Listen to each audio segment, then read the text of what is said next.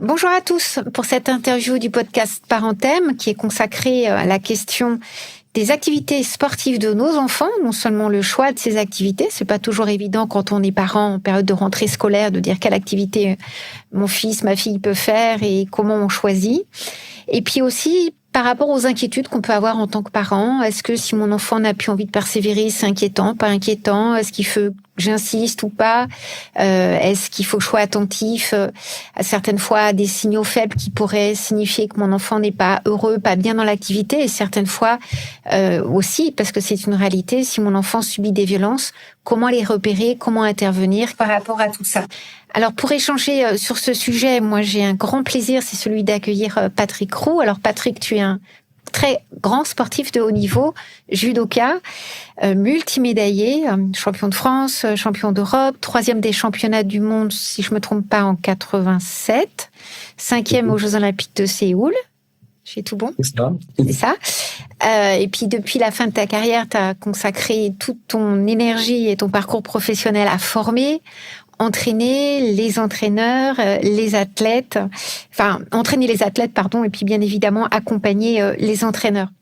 Alors, si j'ai souhaité t'inviter, c'est non seulement par rapport à toute cette expérience, ce parcours de sportif de haut niveau, parce que tu as bien notion de ce que le sport représente pour les enfants, et puis aussi parce que tu es président de l'association Artemis Sport. Je mettrai toutes les références sur le site. Artemis Sport qui intervient et qui est très engagé dans la lutte contre les violences faites aux sportifs et puis aussi certaines fois aux lanceurs d'alerte dans le milieu du sport. Donc un grand merci à toi pour ta disponibilité et ta présence avec nous. Merci pour cette invitation, Hélène, qui résume bien mon parcours, c'est-à-dire avec toujours un peu une jambe dans la préparation vers le haut niveau et l'autre plutôt orientée dans la recherche technique et pédagogique pour former les cadres. Alors une première question qui peut paraître toute simple, mais je pense que pour les parents qui nous écoutent, c'est pas forcément si évident. Quand on est parent en début d'année scolaire, on réfléchit à l'activité sportive que peut faire notre enfant. Alors des fois, on va projeter. Nous, on adorait faire tel ou tel sport et on a envie que notre enfant réussisse dans telle ou telle activité. En tant que parent, quels conseils pourrais-tu donner pour faire un choix sur l'activité sportive? Parce qu'on a des enfants grands qui peuvent nous dire « Ah, j'ai envie de faire ça, ça, ça ». Puis quand ils sont petits, ils savent pas forcément. Quels repères les parents peuvent avoir?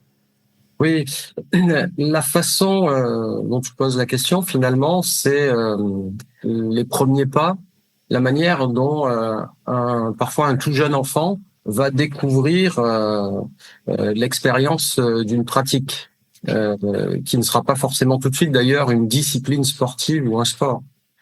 Et donc, en fait, il y a un peu un dilemme qui se joue là. Entre le choix des parents, en tout cas quand les parents souhaiteraient orienter peut-être les jeunes enfants dans leurs premiers pas, et puis en fait le choix de l'enfant, alors que finalement on peut penser qu'il s'agit de la toute petite enfance, de l'enfance, de la très jeune adolescence, voire de l'adolescence.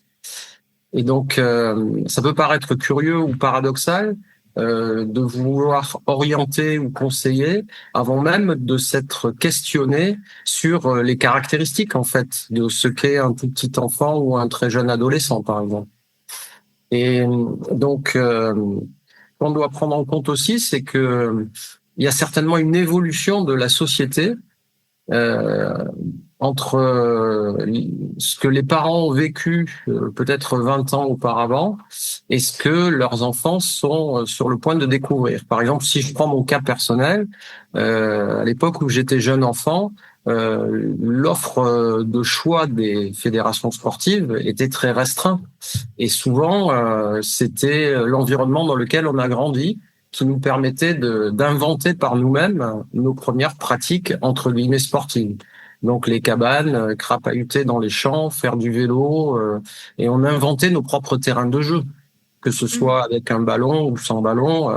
C'est comme ça qu'on a finalement exploré tout cet espace, souvent par nous-mêmes, et ce n'est que plus tard qu'il s'est agi de clubs ou de pratiques organisées.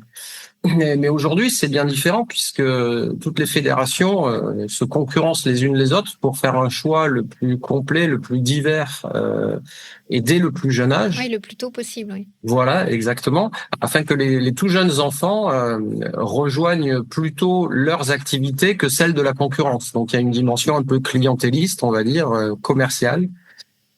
Alors ça a de mon côté, bien sûr. À mon avis, surtout si les parents sont souvent les prescripteurs dans ce genre de situation, sont en capacité de se dire euh, pourquoi pas d'abord observer, pourquoi pas d'abord questionner la situation plutôt que d'essayer immédiatement de conseiller, d'orienter, d'influencer. D'ailleurs, quand les parents influencent à ce stade-là, c'est souvent en rapport avec des expériences qu'ils ont fait eux-mêmes, oui. bonnes ou mauvaises. Et parfois, on le sait aussi, ça peut être des formes de projection de carrière ou d'expérience qu'ils auraient voulu faire. Donc, je développe pas pour l'instant, mais on se doute bien de tous les risques que cela peut comporter. Par contre, si les parents partent d'un questionnement en essayant de se demander, en fait, ce tout jeune enfant qui a peut-être maximum 5-6 ans, puis qui ensuite aura 10-12 ans, quelle est sa personnalité en fait? Quels sont ses facteurs intrinsèques qui vont faire que peut-être il pourrait s'intéresser à un sport plus qu'un autre, aimer tel sport plus qu'un autre, réussir dans une activité plus qu'une autre. Et là, d'emblée, il me semble que il y a quelques facteurs de risque, puisque par exemple, il arrive très souvent que de très jeunes enfants, moi je me souviens, mes enfants à l'âge de 4-5 ans, ils voulaient faire du judo. Et en fait, je pense que ça signifiait surtout que, en tant que très jeunes enfants, ils ont envie de plaire à leurs parents. Ouais, de faire comme papa, comme maman. Voilà, de leur faire plaisir. Ça ne voulait en rien signifier qu'ils avaient déjà choisi que cette activité serait la leur. Et donc, c'est la raison pour laquelle il me semble que les choix des parents, plutôt que de se projeter sur quelque chose dont on n'a pas les éléments pour le prédire, en fait, ça devrait être plutôt des choix d'attitude. Observer, être vigilant, attentif, en fait. Et essayer d'accompagner cette jeune expérience sans idée préconçue. Et peut-être que semaine après semaine, mois après mois, ces éléments d'observation vont conduire peut-être à dire quelque chose, à poser des questions, à se dire que peut-être mon enfant est plus attiré par telle ou telle pratique plutôt qu'une autre. Ouais, c'est toute l'attention à porter aux enfants. Alors, on oublie, des fois, ça paraît évident, mais c'est indispensable. Alors, quand il y a aussi des fois les contraintes sur le secteur d'habitation, il n'y a pas toutes les activités, même si, comme tu le dis, il y en a de plus en plus.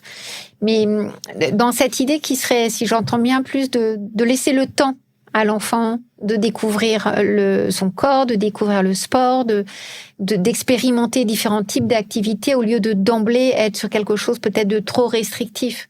Ça serait ça un peu l'idée? Alors tout à fait. Je pense que ça, c'est d'une certaine manière, en termes d'attitude, là j'élargirais aussi bien la posture des parents que celle des éducateurs sportifs. Je pense que ce qui est à recommander dans ces très jeunes âges, c'est la diversité de l'expérience. Et aujourd'hui, on forme des éducateurs quasi spécialisés pour proposer ce que l'on appelle l'éveil moteur. Donc là, il ne s'agit pas du tout de performance ou de résultats. Il s'agit bien de s'initier au mouvement, de faire des expériences sensorimotrices, et on peut utiliser pour ce faire absolument toute forme d'activité. Ce n'est pas la spécificité des activités qui est importante, c'est la diversité, encore une fois, des situations, des exercices, des expériences. Tout cela dans un environnement ou plutôt un climat évidemment très bienveillant, très positif, où il y a en permanence de la part des encadrants une attitude, comment dire, de, je dirais presque protectrice, voilà, d'ajustement à l'enfant. d'ajustement. Ouais. En t'écoutant, ça me fait penser à des patients où on voit certaines fois les parents qui font leur maximum, font du mieux possible, inscrivent dans telle ou telle activité, et puis très rapidement, l'enfant n'a plus envie d'y aller. Alors, il fait trop froid si c'est un sport extérieur, il y a le groupe qui va pas. Enfin, on se rend compte peut-être que certaines fois, le refus de l'enfant, et on va aborder, ça peut être aussi pour d'autres raisons, mais des enfants qui n'ont plus envie d'aller dans une activité, peut-être que c'est parce que ça a été choisi trop rapidement et que si on s'était donné le temps, il y aurait eu un investissement différent. Comment tu vois ça? Et qu'est-ce qu'on pourrait dire à des parents qui ont un enfant qui tout d'un coup ne veut plus aller faire son sport alors qu'au départ il était plutôt partant? Oui, tout à fait. Alors, encore une fois, je pense qu'un enfant, mais là on pourrait dire jusqu'à la jeune adolescence, c'est-à-dire souvent les enfants commencent une activité aujourd'hui vers 4-5 ans. Ouais, tout petit. Mais on est toujours un enfant à l'âge de 10 ans, et entre 10-12 ans, on commence à être un très jeune adolescent.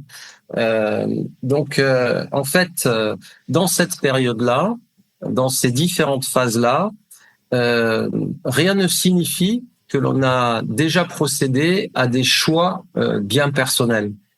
Il arrive, par exemple, que peu importe la raison, que ce soit pour plaire aux parents, pour suivre les copains, ou parce qu'on a un réel attrait pour un sport, on commence à en faire régulièrement, on pourrait dire presque parfois intensément, en se spécialisant quasiment dans une discipline. Ça n'a rien de mauvais en soi, c'est-à-dire que ça peut marcher. Il y a des jeunes sportifs qui se sont construits comme ça et qui ont réussi une belle expérience, un beau parcours. Néanmoins, ce que les études aujourd'hui nous montrent d'une manière assez stable et assez significative, c'est que les résultats chez les tout jeunes ne sont pas prédictifs. Oui. C'est assez contre-intuitif parce que quand un enfant assez jeune se met à pratiquer très régulièrement, en tout cas plus que les autres enfants une activité, il progresse plus vite. C'est logique. Donc si par exemple il participe à des jeux sportifs ou à des compétitions, il y a de grandes chances que dans les classes d'âge d'enfants, il ait de meilleurs résultats que les autres. Donc on pourrait se dire, voilà, en fait c'est comme ça qu'il faut faire. Si on veut former un champion ou si on veut que ça marche, alors reste à définir ce que ça veut dire que ça marche. C'est comme ça qu'il faut faire. Mais en fait, quand on regarde les grands nombres, toute activité confondue dans toutes les disciplines, on se rend compte en fait que les enfants qui suivent ce genre de trajectoire très très tôt, et notamment qui performent tôt, sont aussi ceux qui en pourcentage s'arrêtent le plus vite. D'accord. Parfois pour des raisons de démotivation, c'est-à-dire c'est facile de constater qu'un enfant qui a commencé à 5 ans son activité, à 15 ans, il peut avoir l'impression d'avoir déjà 10 ans de carrière. Alors qu'en réalité, dans certains sports, la vraie carrière n'a pas du tout commencé. Ouais, ça c'est Mais il y a un phénomène d'épuisement des ressources mentales et parfois aussi physiques qui se confirme assez régulièrement. Et l'autre aspect, c'est que là, malheureusement, on observe aussi des excès, notamment dans des sports où on exige une spécialisation précoce très très tôt, par exemple la gymnastique, certains sports artistiques qui nécessitent des habiletés acrobatiques. Et donc là, on doit, pour réussir, on doit apprendre à maîtriser des habiletés complexes bien avant la puberté, bien avant la croissance. Ce qui veut dire que l'entraînement va s'intensifier dès 10-11 ans, parfois même un peu avant. On va s'entraîner déjà tous les jours et avec énormément d'exigences. Donc, en fait, tous les sports ne sont pas comme ça. Il y a des sports, par exemple, où il n'est pas nécessaire de se spécialiser très tôt. En tout cas, avant 14, 15, 16 ans, on n'est pas obligé d'en faire tous les jours. Et il y a des sports où il vaut mieux se spécialiser assez tôt. Donc, on va dire vers 8-10 ans, il faut commencer à en faire déjà beaucoup. mais comment dire, en faire beaucoup, mais sans excès. C'est-à-dire qu'on n'est pas obligé d'en faire tous les jours. On n'est pas obligé non plus de ne faire que cette discipline sportive, parce qu'il reste du temps pour faire d'autres expériences. Donc ça laisse quand même un prisme assez large, et ça permet aussi d'observer toutes ces expériences et de voir ce que ça donne. Et donc c'est là où, en essayant de prendre un peu de recul par rapport à tout ça, on se rend compte en fait que souvent ceux qui ont commencé très tôt ont une courbe de développement qui s'aplatit aussi très très tôt. Et malheureusement, il faut dire que le fait d'intensifier la pratique très très jeune augmente beaucoup les facteurs de risque, notamment ce que l'on appelle les risques psychosociaux. Tu peux développer un petit peu, parce que pour les parents, je ne sais pas si c'est bien connu tout ça et c'est hyper important. Alors, donc, dans un premier temps, je redirai ce que j'ai dit rapidement juste avant. Par exemple, les pratiques intensives précoces génèrent malheureusement assez souvent des blessures intenses, des blessures graves, qui nécessitent de passer par la table d'opération, par exemple, avant 18 ans ou avant le pic de puberté. Et donc, c'est handicapant. Par exemple, si c'est un jeune qui est sur une trajectoire pour devenir champion, eh bien, c'est un petit peu comme un handicap qui va l'accompagner jusqu'au moment où sa carrière devrait s'accélérer au maximum, parce que c'est là où il faut réaliser les plus belles performances. Et parfois, ça peut être le facteur négatif qui va faire que on finira au pied du podium et non pas avec une médaille olympique. Voilà, si on parle de sport de haut niveau.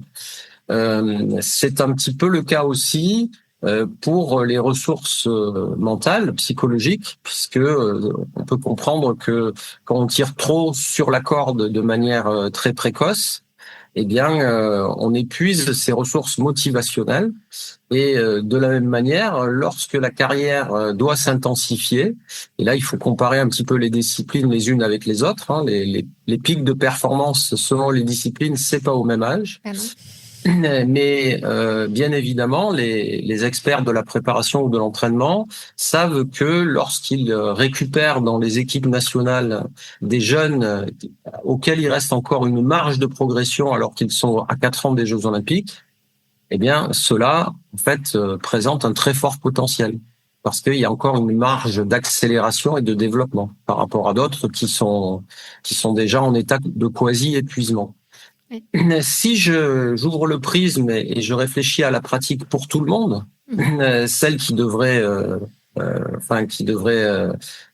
capter notre intérêt en priorité, je pense que le sport, c'est un vecteur d'éducation comme toutes les autres disciplines. Et s'il s'agit de mes enfants, ce que je souhaite, c'est un développement équilibré. En aucun cas, je souhaiterais que des facteurs d'intensité, d'exigence poussés jusqu'à l'extrême amènent, par exemple, mes enfants à se décourager, à vivre des situations un peu coercitives qui, au lieu de les aider à se construire et à s'élever, entraîneraient une baisse de l'estime de soi, par exemple. Et puis, in fine, souvent, qui se traduirait par une démotivation pour la pratique sportive, l'abandon, voire dans certains cas, malheureusement, on le sait, un burn-out, par exemple. Avec Artemis, donc cette association dont tu es le fondateur, sauf erreur? Oui. Pardon, il y avait un blanc. Voilà. Pour Artemis, dont tu es le fondateur et le président, il y a beaucoup d'attention portée à la violence dans le sport. Alors, il y a les violences qui peuvent paraître très visibles, des coups, des manifestations de violence physique d'un entraîneur sur un sportif, qui reste exceptionnel, mais il y a aussi toutes les violences plus insidieuses qui ne vont pas se voir, que ça peut être des violences psychologiques, tu as commencé à en parler, de la pression, de la disqualification, même dans des situations de club où il n'y a pas une performance avec visée des Jeux Olympiques, mais à des petits niveaux, il peut aussi y avoir des pressions très fortes, des fois il y a aussi des violences sexuelles. En tant que parent, il faut qu'on soit attentif à quoi par rapport à notre jeune quand on l'inscrit dans un club, quand il nous fait un feedback, un retour de ses activités en tant que parent, comment est-ce qu'on peut prévenir toutes ces violences dans le milieu du sport comme il y en a dans le milieu scolaire, hein. Les violences font partie malheureusement de la vie quotidienne et le sport étant un lieu où on doit être heureux, épanoui. En tant que parent, sur quoi on devrait être attentif, ces signaux faibles qui sont pas si évidents? Alors oui, c'est bien de souligner effectivement que cette association Artemis Sport accompagne des gens qui peuvent avoir subi toutes des violences d'absolument toute nature. On contribue un petit peu aussi à la formation des encadrants et des référents qui traitent de ces violences dans les différentes activités sportives.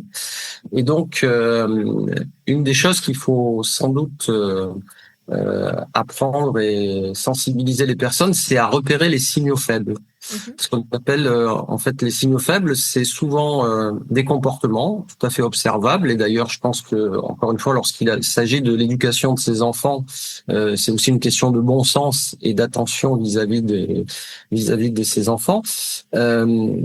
Tous les comportements qui changent brusquement et qui nous semblent incohérents par rapport à la situation doivent en priorité capter notre attention. Une rupture. Une rupture, voilà, exactement, une rupture. Par exemple, un enfant qui va toutes les semaines faire du sport ou une autre activité, ça pourrait être de la musique ou autre chose, et puis tout d'un coup, sans raison, ne voudrait plus y aller, alors que jusque-là, il était toujours enthousiaste. De la même manière, un enfant qui ne voudrait plus rejoindre le groupe, parce que les violences, ça peut être aussi, comme on le voit dans le milieu scolaire, une forme de harcèlement lié à un groupe d'activités. Alors que jusque-là, tout se passait bien et qu'il était plutôt très motivé lorsque c'était l'heure de retrouver ses copains. Et puis là, tout d'un coup, ben non, c'est l'inverse qui se passe et il n'y a pas d'explication. Ça paraît curieux. Ce genre de comportement. Alors bien sûr, évidemment, après, il y a d'autres signaux, comme par exemple quelqu'un qui s'isole, un enfant qui s'isole, qui refuse de parler de certaines situations, des problèmes alimentaires, sans aller trop loin, mais après ça peut devenir de l'anorexie ou des choses comme ça. Également des comportements agressifs, émotionnels, des irruptions émotionnelles, alors que jusque-là, tout se passait bien. Et aussi des réflexes d'évitement, par exemple dans le cadre sportif, si tout d'un coup on se rend compte que quelqu'un ne veut plus venir au briefing de début de journée, ne veut plus participer aux réunions d'avant, d'après match, etc. Voilà, ce sont des petits signaux qui souvent. Alors ensuite, il y a aussi d'autres signes comportementaux, par exemple quelqu'un qui se blesse alors que tout allait bien, et puis tout d'un coup, voilà, il y a des blessures un peu récurrentes, par exemple, et qui ne trouvent pas forcément d'enchaînement logique. En fait, on comprend pas pourquoi ça intervient, etc. Donc voilà, il y a un certain nombre d'éléments comme ça observables qui doivent alerter notre attention. Et je pense que là, c'est bien aujourd'hui que les parents soient sensibilisés et sachent un petit peu comment réagir également. Ouais, et c'est important que tu le rappelles, c'est souvent l'accumulation de micro-signes qui font qu'on va être inquiet. Voilà. Parce que les enfants, souvent, l'entraîneur, c'est aussi une fonction, un substitut parental, c'est-à-dire que les parents confient l'enfant à l'entraîneur. L'enfant, il a notion de ça. Alors, c'est pas les mêmes incidences quand c'est un petit, quand c'est un ado. Il va pas forcément oser dire que l'entraîneur lui fait peur, est exigeant, des fois a des comportements de pression, ou les camarades. C'est pas facile de parler, donc c'est d'autant plus important que les parents arrivent à repérer. Si moi, je suis parent, que je repère que mon jeune va pas bien, ou que mon enfant me dit, voilà, il se passe ça, je subis ça, je renvoie bien sûr à l'association, mais Artemis, les parents peuvent contacter, les sportifs peuvent contacter, bien évidemment. Et le conseil que tu pourrais donner, c'est d'aller voir le coach, d'aller voir l'entraîneur, d'aller voir le DTN au-dessus, le responsable, d'aller voir éventuellement le maire, parce que les mairies ont des liens. En tant que parent, voilà, mon enfant s'est confié sur des violences. Je suis des fois très furieux, très agacée aussi, peut-être aussi certaines fois à l'égard de mon enfant, parce que je veux pas d'histoire. Comment je peux faire pour l'aider? On sait que ne rien faire, ça n'aide pas. Quel est le plus pertinent? Alors, je pense que là, il faut sectoriser, en fait. Oui. Oui. Donc, avant de répondre à cette question, j'aurais envie de dire que les parents peuvent apprendre à observer ces petits signes qui, effectivement, peuvent se cumuler les uns aux autres.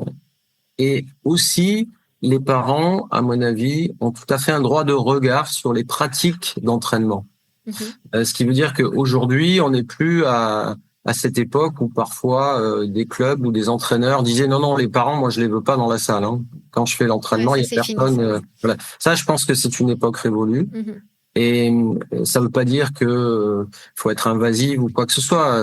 Il faut que chacun reste à sa place. Il faut que les parents puissent justement faire confiance totalement aux pratiques auxquelles vont être exposés leurs enfants.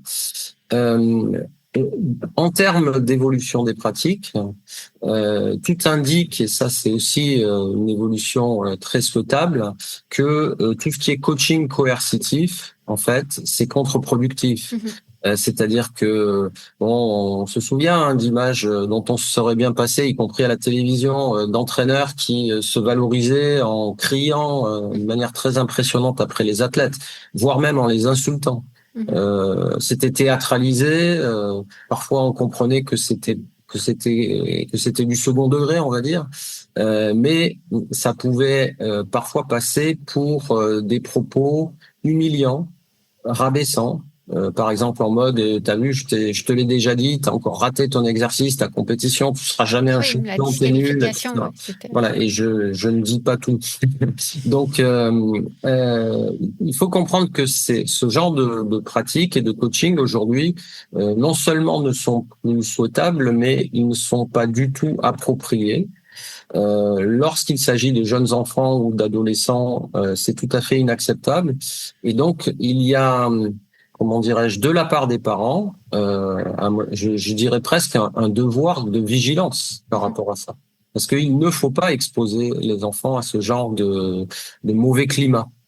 On a vu dans certains sports que même sans maltraitance physique très poussée et sans violence sexuelle, mais juste avec un climat hyper coercitif, un peu comme je suis en train de le décrire, des enfants pouvaient partir en dépression, par exemple, très rapidement.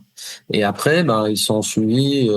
Enfin, ça peut être très très compliqué. Voilà. Donc, je pense que là, véritablement, si les parents apprennent à observer, bien évidemment, l'évolution de leur enfant et aussi les pratiques de l'entraîneur, en cumulant les deux dimensions, ils ont déjà un bon point d'observation pour se dire bon ben tout va bien. Il est peut-être un peu exigeant parfois, mais pourquoi pas. Il faut l'être aussi. Et puis, je vois bien que ça reste dans un cadre.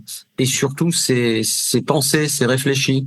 L'entraîneur ou l'éducateur sportif se questionne, il sait ce qu'il fait, il sait où il va quand il dit quelque chose. On sent bien que c'est pour indiquer la prochaine étape sur le chemin. Voilà. Donc là, on peut se rassurer et se dire, j'ai en face de moi quelqu'un qui a été formé et qui n'est pas juste en train de projeter son ego sur des jeunes sportifs pour se valoriser lui-même. Voilà. D'une certaine manière, encore une fois, hein, le bon sens, notre conscience et notre bon sens, c'est souvent les meilleurs guides aussi pour appréhender ce genre de situation. Alors après, quand ça va plus loin et que ça dépasse certaines lignes, c'est là où il faut vraiment catégoriser. Et notamment, bien évidemment, quand il s'agit de jeunes enfants mineurs.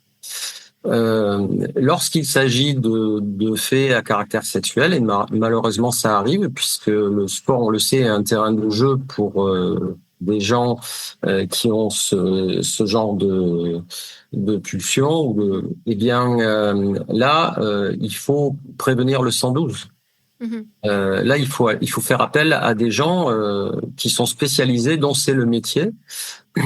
Et c'est, comment dire, oui, on peut peut-être entre parents en parler rapidement, etc. Mais il faut, à mon avis, rapidement appeler une antenne spécialisée comme le 112, par exemple. Lorsque on est simplement dans une inquiétude, parce que ça fait quelques fois que l'entraîneur a un peu bousculé ou peut-être de la voix simplement. C'est pas. Il a été un peu plus que sévère. C'était un peu limite. On est un peu inquiet.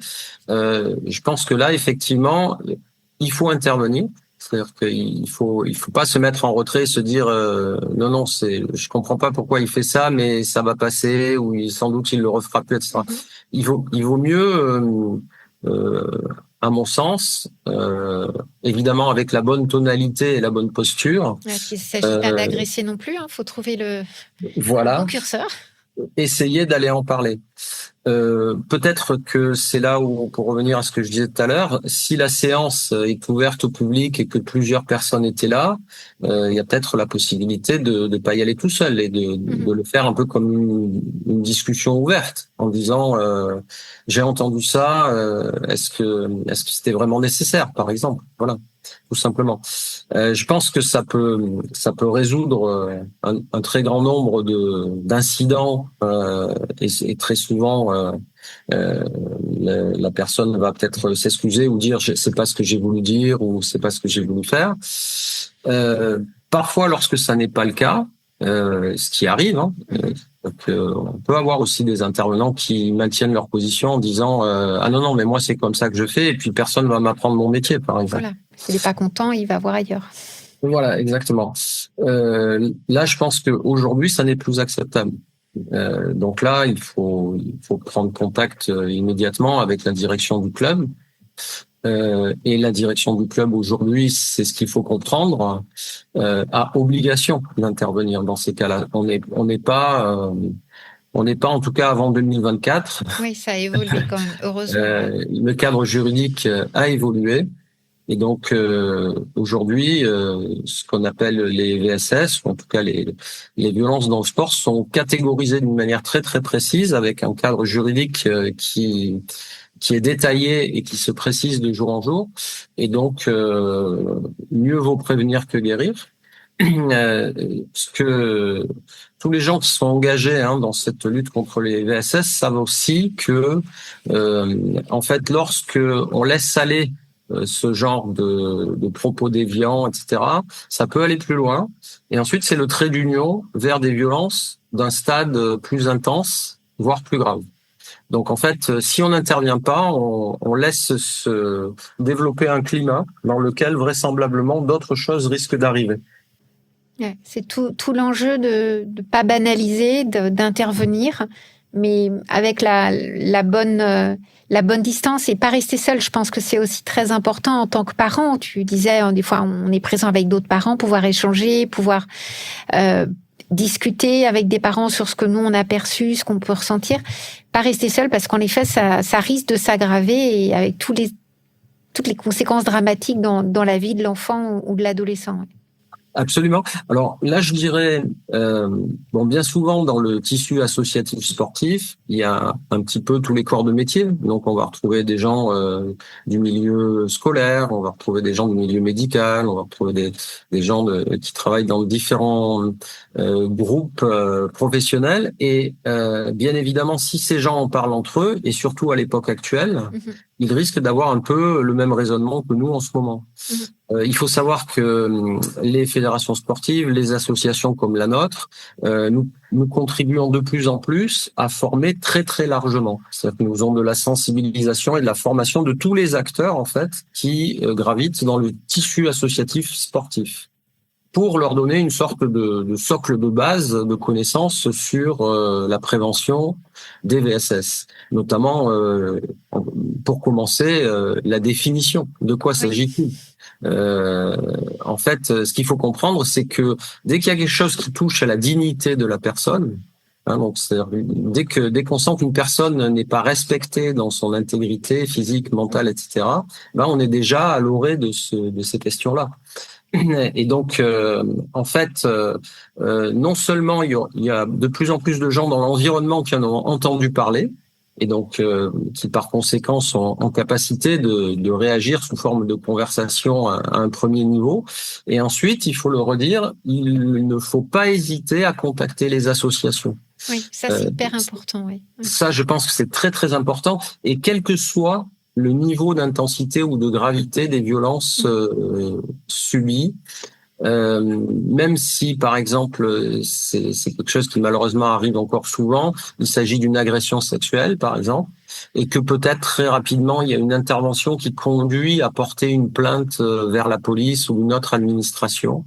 Nous, on recommande toujours de se faire aussi accompagner par une association.